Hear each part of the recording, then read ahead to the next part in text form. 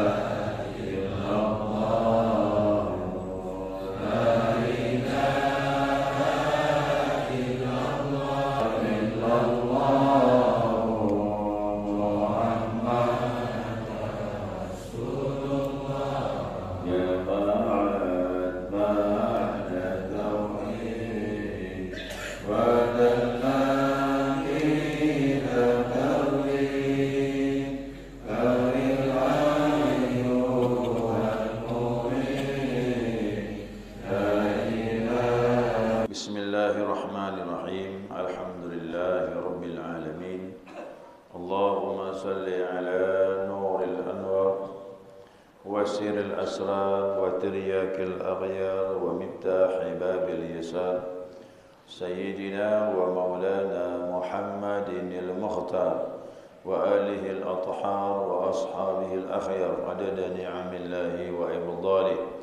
Subhanaka la ilma lana illa ma 'allamtana innaka antal alimul hakim. Allahumma dzakirna ma nasina wa 'allimna ma jahilna wa la hawla wa la quwwata illa billahil 'aliyyil 'azim. Qala musannif rahimallahu ta'ala wa nafa'ana bi 'ulumihi fid dharain amin. Para jemaah salat subuh rahimakumullah. Assalamualaikum warahmatullahi wabarakatuh. Alhamdulillah, senantiasa kita mengaturkan pujian dan syukur kita kepada Allah Azza wa Jalla atas izinnya subuh ini kita dapat melanjutkan kajian kita, mudzakarah kita, panduan kitab Miftahus Sudur.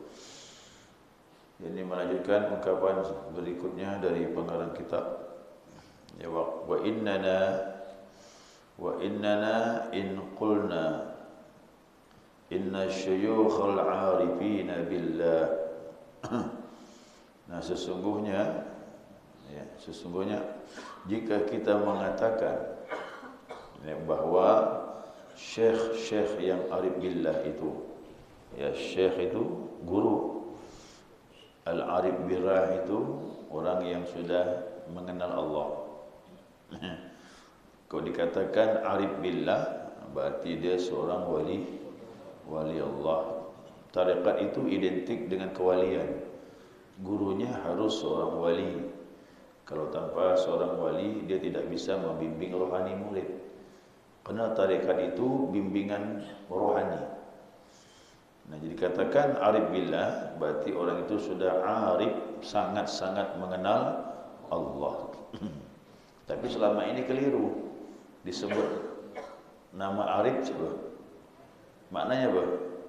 Bijaksana. Ya, sah-sah sajalah. Tapi kalau dalam ilmu tasawuf itu arif billah itu orang yang mengenal Allah. Ya. Nah, jadi guru-guru yang mengenal Allah ini yurabbuna al-muridina bi tariqati dzikri. Nah, mereka ini membimbing, mentarbiyah. Ya, mentarbiyah itu artinya mereka ini mendidik. Ya. Mereka mendidik murid-murid. Siapa tu murid? Bahasa Indonesia ni banyak diambil dari Bahasa Arab. Murid itu bahasa Arab. Ya, bahasa Arab murid itu.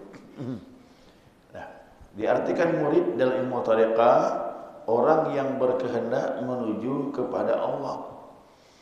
Kalau murid selama ini orang yang belajar SD, SMP, SMA pun murid juga. Nah, dalam ilmu tariqat murid itu orang yang berkeinginan. Asal katanya arada, yuridu, berkehendak. Ya, orang yang berkehendak, berkeinginan untuk menuju kepada Allah, ingin takarub kepada Allah Subhanahu wa taala. Itu murid. Jadi gurunya arif, ya, yang belajar murid.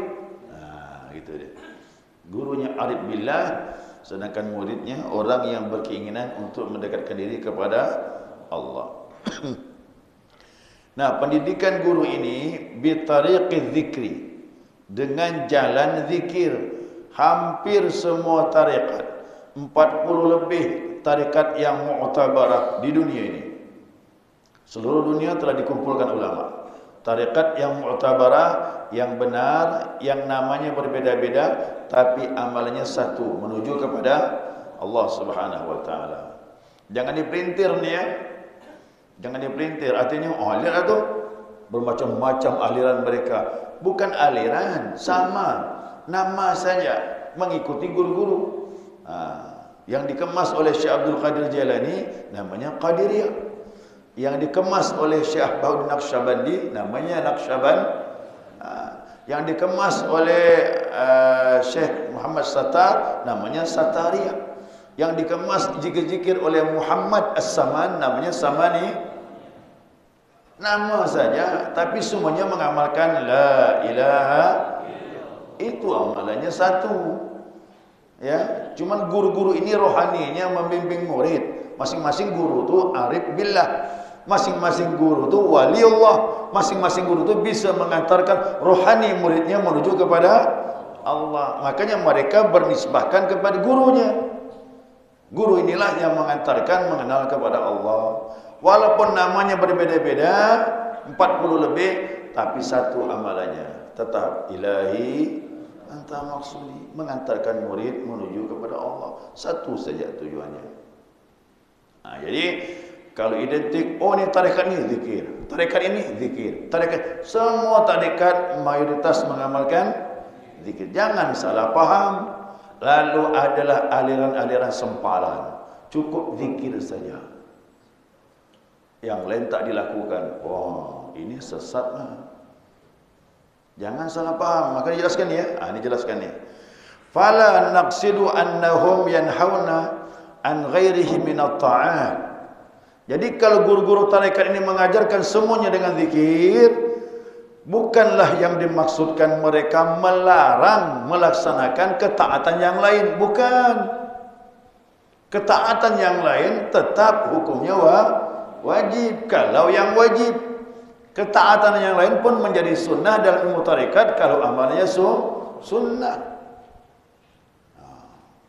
Jadi saya ketemu ada kelompok ngaku tarekat, amalannya hanya zikir saja, salat tidak. Ini hati-hati Pak, ini aliran sempalan. Ini semakin saya jelaskan nih.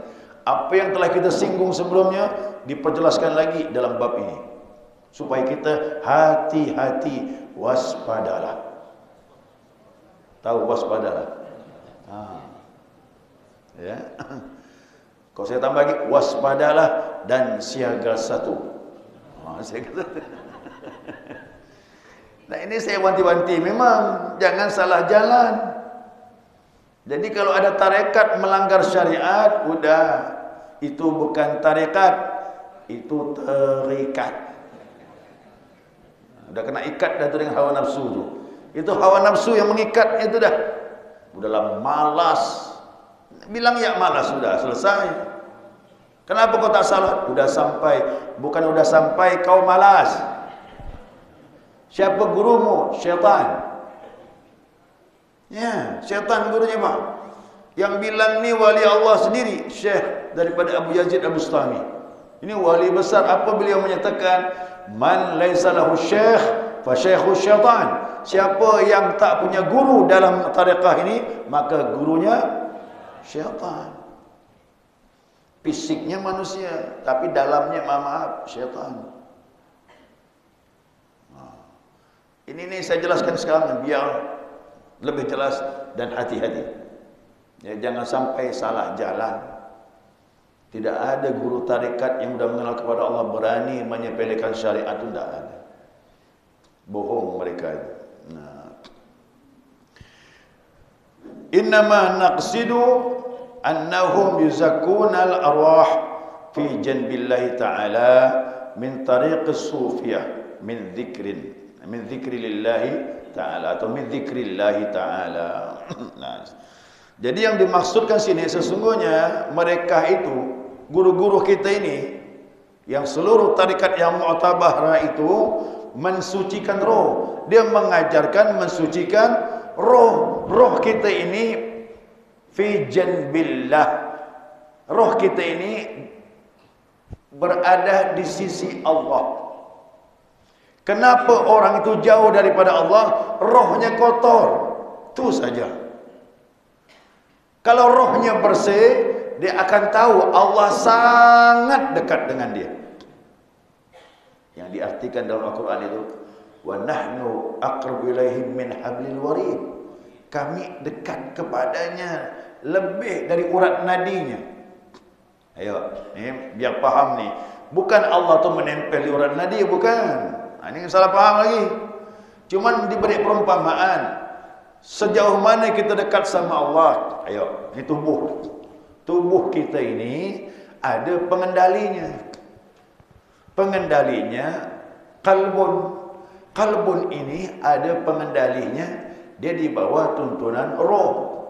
Roh ini ada pengendalinya. Namanya sir. Rahasia. Dalam sir itu Allah bilang ada aku, kata Allah. Nah, itu dia, biar paham segini. Ya. Nah, berarti sebenarnya kita ini sangat dekat sama Allah. Kenapa tak merasakan? Hati kotor, roh kotor. Makanya kita tak merasakan kehadiran Allah. Kalau hati bersih, terasa roh pun bersih.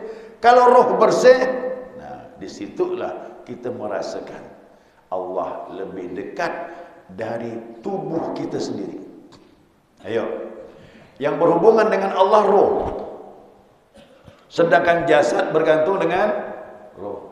Ini garis besar aja nih ya, garis besar. Tubuh dikendalikan roh. Roh dikendalikan oleh Allah. Paham nih? Nah. Tubuh dikendalikan roh, tidak bisa bergerak jasad ini kecuali dengan izin roh.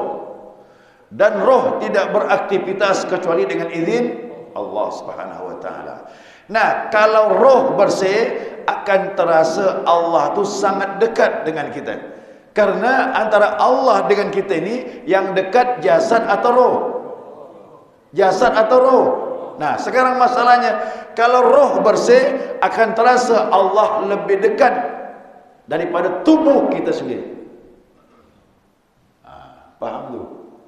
Jadi begitu pembahasan. Kalau roh bersih akan terasa Allah sangat dekat. Jasad masih jauh, Pak. Karena jasad bergantung dengan roh. Roh di situ ada rahasia Allah Subhanahu wa taala. Ingat penciptaan Nabi Adam. Fa idza sawaituhu wa nafakhtu min ruhi. Tatkala aku ciptakan fisik Adam, tubuhnya.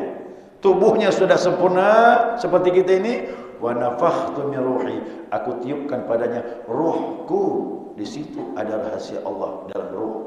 Kalau roh bersih, kita akan merasakan Allah sangat dekat, bahkan lebih dekat dari jasad kita, lebih dekat dari urat nadi. Urat nadi ini roh ke jasad. Jasad, Pak, lebih jauh. Karena kuncinya roh, bersihkan dulu. Makanya sayang kalau kita meninggal, jasad sama roh pisah. Jasad balik ke tanah, habis sudah. Roh kembali kepada Allah. Kan sedih nih, Pak. Roh kembali kotor. Jeseh. Tapi kalau dia bersih, insya Allah roh gembira kembali dengan Allah Subhanahu wa taala. Ada orang yang meninggal diridai, ada orang yang meninggal dimurkai. Ada dua macam. Yang diridai itulah mati dengan husnul khatimah.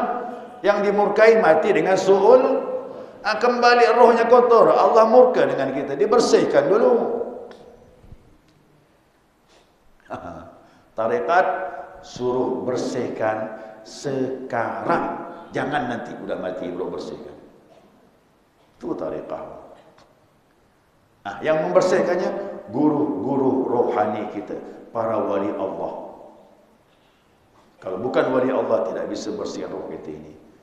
Maka nanti ada orang yang diutus oleh wali Allah untuk mentalkin kita nanti insya-Allah hari Sabtu malam Ahad nanti. Ditalkin dulu, diisi dulu hati kita biar roh kita bersih, nanti mudah-mudahan kita mudah kembali kepada Allah Subhanahu wa taala. Jadi jangan salah paham, Al-Quran itu isyaratnya dalam, Pak. Aku lebih dekat dari hambaku dari urat nadinya. Karena hubungan kita dengan Allah bukan dengan tubuh, bukan dengan urat nadi, bukan kepala, bukan kaki, bukan tangan, tapi roh kita, itulah hubungan kita dengan Allah. Makanya Allah lebih dekat dengan kita daripada tubuh kita sendiri. Ya. Dulu saya lama memahamkan ini. Macam mana pula Allah dekat urat nadi, menempel. Laisa kamitslihi syai'. Dia tidak sama dengan manusia. Rahasianya ada pada roh kita. Menurut ilmu tauhid, roh diciptakan. Menurut ilmu tasawuf, roh tidak diciptakan. Dia tiupan dari Ar-Rahman. Mau lari ke mana kita ni, Bang? Allah tak berpisah dengan kita. Cuma masalahnya kalau kotor terasa jauh, kalau bersih terasa dekat. Jadi masalah jauh dekat tu masalah rasa. Bersih dekat rasanya dia, kotor jauh. Karena Allah tidak sama dengan makhluk. Nah, mudah-mudahan kita dibantu Allah ya dalam membersihkan diri kita ini. Qad aflaha man zakkaha wa qad khaba man dassaha. Beruntung kata Allah orang-orang yang mensucikan jiwanya, rohnya. Dan merugi orang-orang yang mengotorinya. Jasad ni tak dihitung, Pak. Kotor jasad gampang, air banyak. Maksud Allah bukan jasad ni yang kotor. Ya, kita Pak main, maaf, main di luar banyak kotoran, bahkan najis sekalipun, ambil air bersihkan, itu bersih jasad. Tapi yang dimaksud Allah itu bersih roh, jiwamu. Bangunlah jiwamu. Kalau jiwa tadi bangun, Pak, raga pun sakit. Tubuh kita ini pun berpenyakit. Kalau berangkat dari jiwa kita yang kotor. Jiwa itu dibersihkan, roh itu dibersihkan. Jadi orang buat lagu tu bagus, paham dia. Mana jasad, mana jiwa, mana raga, mana jiwa. Ya. Nah, kemudian lagi jama'atin wa furada. Nah, zikir itu dengan berjamaah atau masing-masing. Cuma saya nganjurkan kau dapat berjamaah. Untuk para pemula ni, kalau ingin bersihkan roh ini lebih cepat berjamaah lah. Berjamaah dia dengan pukulan yang mantap, seirama, akan lebih cepat membuka hijab yang menutupi hati kita dengan Allah Subhanahu wa taala. Ya, sendirian jalan, berjamaah pun jalan juga. Wa dzalika ila janibil ibadati syar'iyyah mafruḍah minha wal masnunati wal mandubah. Nah, yang demikian itu pembersihan jiwa itu zikir diperbanyak di samping ibadah-ibadah syar'iyyah, ibadah-ibadah yang disyariatkan oleh Allah, mafruḍah minha wal masnunah, baik ibadah itu yang wajib, salat 5 waktu, puasa Ramadan, berangkat pergi haji, wajib keluar zakat, ditambah lagi wal masnunah yang sunnah-sunnah, salat qabliyah, ba'diyah, duha, hajat, taubat, tahajud, kerjakan itu semuanya. Ditambah yang sunnah, yang puasanya puasa sunnah, yaumul bid 3 hari setiap bulan, kalau kuat Senin Khamis silakan. Masuk hari Arafah, puasa Arafah. Bahkan ditambah lagi Tarwiyah. Masuk bulan Muharram, puasa Tasu'ah. Tambah lagi dengan Ashura. Yang sunnah-sunnah ni pun kau dapat jangan ditinggalkan. Tarekat begitu. Bukan tarekat tu lemah ibadah, dia kuat ibadah. Makanya kalau ada tarekat tak senang ibadah sunnah, itu bukan tarekat mah. Namanya tarekat. Itu tarekat. Jadi memang tarekat ini banyak ibadah, yang fardu maupun yang sunnah. Wal mandubah sama juga yang sunnah. Zakat juga begitu. Oh saya ini zakat dah wajib, tambah lagi sedekah sunnah. Bebas. Ikhlasnya berapa bantu orang yang susah. Ikhlasnya berapa bantu rumah ibadah. Ikhlasnya berapa beri jalan untuk syiar agama Allah dengan rezeki kita. Senang tambah yang sunnah-sunnah. Haji gitu kan, ada rezeki berangkat haji, tambah lagi umrah yang sunnah kalau ada rezeki. Kalau tidak bagaimana? Jangan berkecil hati, ada penggantinya. Salat subuh berzikir sampai terbit matahari. Salat 2 rakaat isyak. Itu seperti haji dan umrah. Ini untuk siapa nih? Orang miskin yang tak mampu pergi ke Makkah.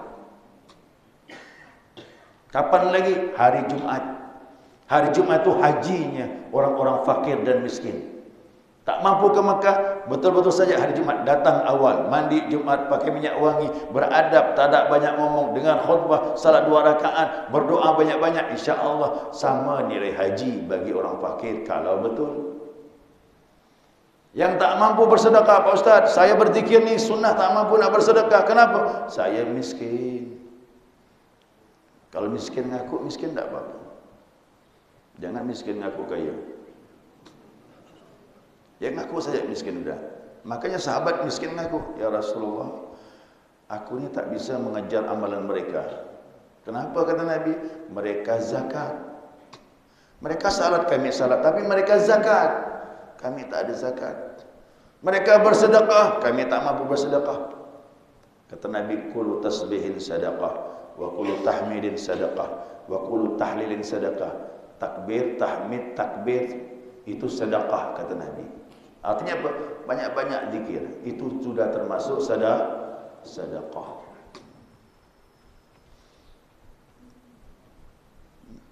Jadi banyak jalan ya. Makanya orang miskin jangan berkecil hati. Banyak ibadahnya. Bisa mengejar ibadah orang-orang yang diberi rezeki oleh Allah Subhanahu wa taala. Kalau ikhlas insya-Allah. Kemudian li'annahal asasul matin ya alladhi yubna alaihi al-kamalat tarbawiyah ruhiyah. Nah, sesungguhnya syariat tadi yang fardu maupun yang sunnah, salat, puasa Ramadan, puasa sunnah, hajinya, umrahnya, zakatnya, sedekahnya, semua itu dikatakan asas. Apa tu asas? Pondasi. Pondasi harus kuat. Zikir takkan ada buahnya kalau pondasinya tak kuat. Nih, masjid ni. Cobalah tiang besar ini, atapnya dengan kokoh seperti ini. Kalau asal-asalan pondasi di bawah, roboh banget. Syariat tu begitu, pondasi dia. Salat harus kuat siapa yang bertarekat. Puasa Ramadan harus full. Kau dapat tambah puasa sunnah. Jadi pondasinya kuat, bisa naik menjulang tinggi. Buat gedung berapa lantai pun kuat insya-Allah. Ibarat pohon, kalau akarnya kuat, dia bisa menjulang terus makin tinggi, makin tinggi, makin tinggi. Kalau pohon akarnya tak kuat, Pak, berhenti di situ aja. Kemudian mati deh pohon. Mau yang mana, Pak? Mau tinggi tapi kokoh akarnya, mau tak tinggi rendah saja seperti rumput tapi diinjak. Dua pilihan, silakan. Tak ada pilihan ketiga, tak ada. Pilihan ketiga tidak ada, Pak. Mau tinggi tapi harus kuat kokoh akarnya. Mau rendah seperti rumput tapi diinjak. Begitulah ada bahasanya dari para ulama. Nabi tinggi menjulang tapi akarnya kokoh. Mau dihapakan pun sama orang kafir Quraisy, Nabi tegar. Kita harap begitu juga Pak. Siapa kuat akarnya, keyakinannya, la ilaha illallahnya sudah menghujam dalam hati, kokoh, insya-Allah apapun badai yang datang, kita akan bisa menghadapinya. Itulah sunnah para nabi dan itu sunnah Rasulullah SAW. Nabi kokoh dia sampai meninggal pun tetap kokoh. Kita juga begitu Pak. Harus kokoh kita sampai kita menghadap Allah Subhanahu wa taala. Insyaallah mudah-mudahan. Amin ya rabbal alamin. Sekian. Jadi ini yang terakhir nih Pak, pembahasan mengenai bahwasanya jangan lagi kita terpengaruh dengan fitnah tariqah. Siapa yang bilang tariqat itu sesat, menyalahi syariat, yang ngomong tak paham. Dia melihat aliran sesat, maka dibawakannya ke tarekat. Padahal tarekat insya-Allah syariatnya kuat. Ya, syariatnya kuat. Saya sudah kaji dah semua kitab-kitab tasawuf nih, kitab-kitab tarekat. Ternyata banyak dustanya mereka yang memfitnah tasawuf ini. Karena Bapak nanti buka YouTube gitulah, buka tarekat. Oh, kelompok-kelompok yang menyalahkan tarekat gencar sekali buat fitnah terhadap tarekat.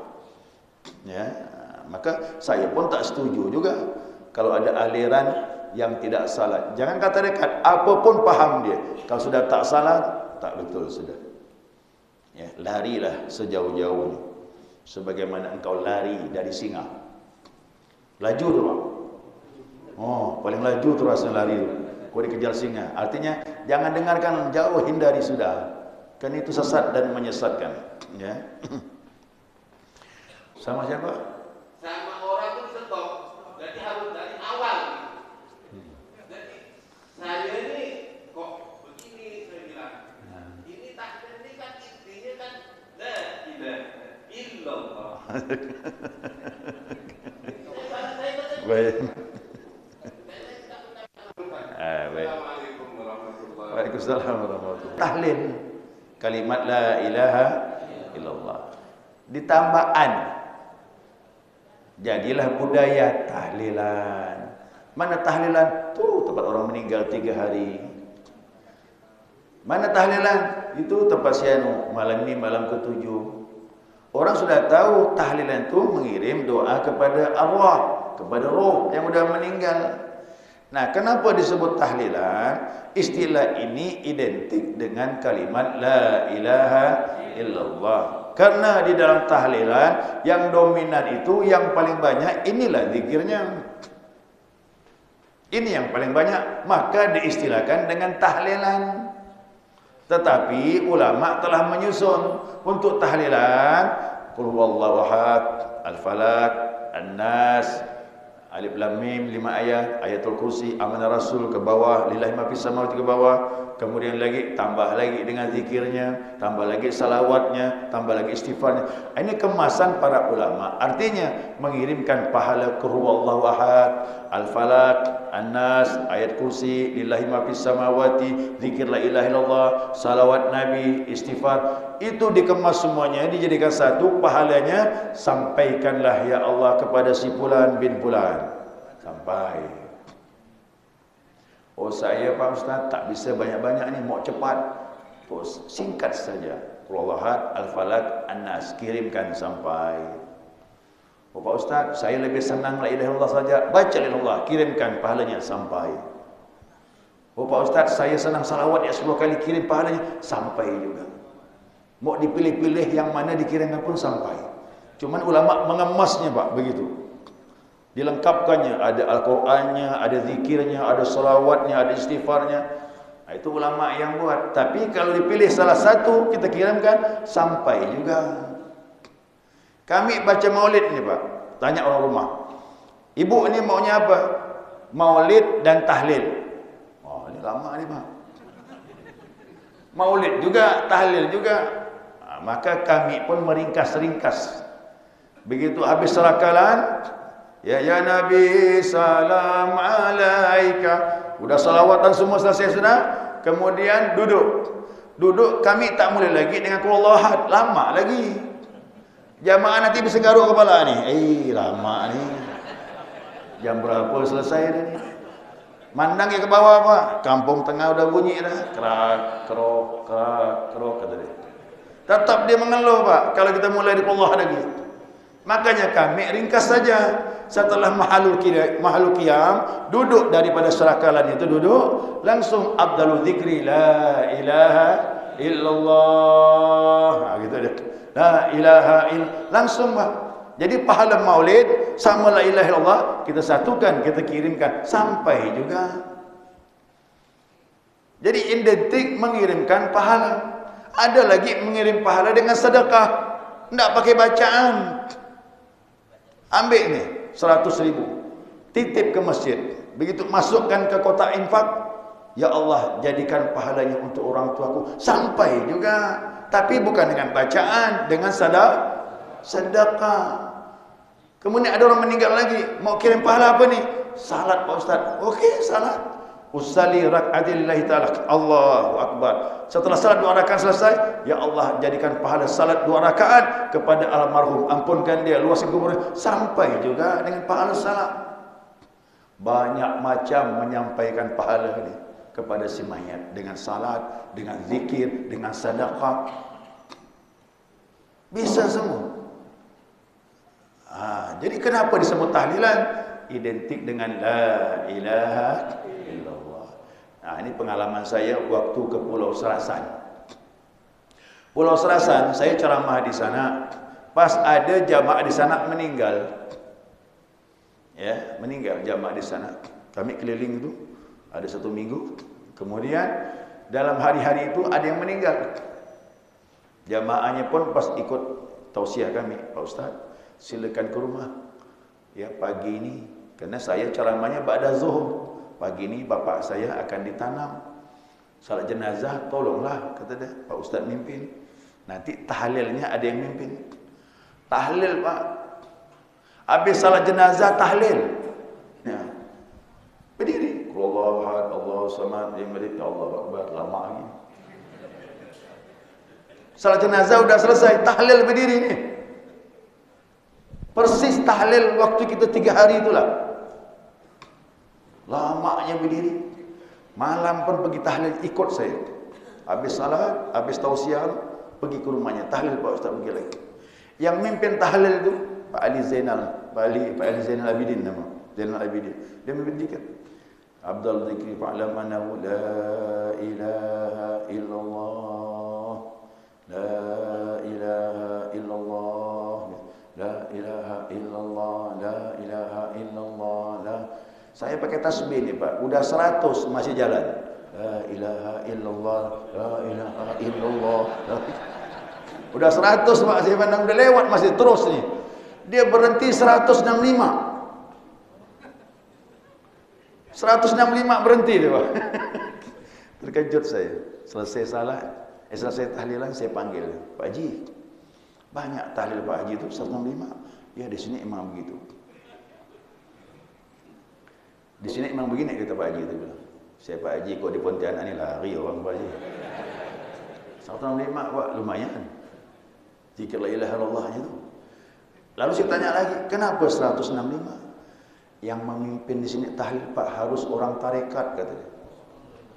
Tarekat apa Pak? Tarekat Qadiriyah Naqsyabandiyah. Sama TKN kita ini. Cuma dia silsilahnya dari Abdurrahim Al-Bali. Silsilahnya Abdurrahim Al-Bali, ada murid Ahmad Khatib Sambas orang Bali, khalifah dia. Nah, kalau kita di sini ini dari Syekh Talha Cirebon. Ahmad Khatib Sambas punya murid namanya Syekh Talha Cirebon. Syekh Talha ini punya murid namanya Abah Sepuh. Abah Sepuh punya murid namanya Abah Anum. Abah Anum itulah mursyid kita. Silsilah kita ni Syekh Talha Ahmad Khatib Sambas. Silsilah beliau tu guru-guru ke Abdurrahim Al-Bali baru ke Ahmad Khatib Sambas. Tetap muaranya kepada Ahmad Khatib Sambas. Yang saya herannya orang Sambas tak kenal ni. Dengan tarekat ini luar biasa. Nusantara ni Pak kenal dengan Ahmad Khatib Sambas. Malaysia, Singapura, sampai sekarang masih ada pengamal TKN ni. Semuanya bersisilah kepada Ahmad Khatib Sambas. Orang besar Pak Ahmad Khatib Sambas ni bukan sembarangan. Wali Allah tingkat tinggi dia tu Pak. Diakui dunia tu. Coba kau lihat silsilah tu Pak, pasti ketemu Ahmad Khatib Sambas itu. Jadi di Pulau Serasan Yang mimpin tahlilan harus orang tarekat. Yang bukan orang tarekat tak boleh. Oh, saya bilang janganlah begitu Pak Haji, itu monopoli namanya. Ya nanti orang yang tak bertarekat tersinggung pula. Ya kan? Tak boleh seperti itu. Kita buat peraturan sendiri seperti itu, tak bagus. Siapapun yang mengerti, intinya tahlilan itu mengirim pahala kepada si mayit. Nah, pertanyaannya tadi, salah ke kita langsung la ilaha illallah? Tidak, kita hanya mengirimkan la ilaha illallah pahalanya kepada si mayit sampai. Orang yang protes tadi, kerana kebiasaannya dimulai dengan qul huwallahu ahad, al-falaq, an-nas, maka dia protes. Dia tahu tahlilan seperti itu. Padahal mengirim pahala yang mana saja bacaan, yang mana saja zikir sampai, sedekah pun sampai, umrah pun sampai, haji pun ada haji badal. Menggantikan orang yang sudah meninggal sampai. Ini tahu faham kan? Ini akidah Ahlus Sunnah wal Jamaah. Fahamkan itu ya. Jadi orang menyalahkan, dia baku bahwa tahlil itu harus qul hadafana. Padahal semua bacaan bisa sampai kepada si mayat. Ya, jadi tolong lainkan tahlilan lain dengan tarekat. Tarekat ini ibadahnya untuk takarub kepada Allah. Tahlilan itu pahalanya dikirimkan kepada almarhum. Ini lain nih Pak ya. Lain jalur nih. Lain jalur. Tahlilan beda dengan zikir tarekat. Tarekat ilahi, kau yang kau maksud ya Allah, tak ada yang lain. Tak ada yang kirimkan pahala, tidak. Semata-mata bersihkan diri dekat dengan Allah. Tahlilan kita baca, pahalanya kirim sampai. Dua-duanya benar, cuma tujuannya tak sama. Ada perbedaan tujuannya. Satu ibadahnya lil qurbah, untuk dekat dengan Allah, tarekat. Yang kedua li thawab, mencari pahala, pahalanya dikirimkan kepada si mayat sampai juga. Ya, dua-duanya benar, cuman tujuannya tak sama. Itu ya, baik sekali itu. Subhanakallahumma wa bihamdika asyhadu an la ilaha illa anta astaghfiruka wa atubu ilaik. Allahumma shalli ala Muhammad.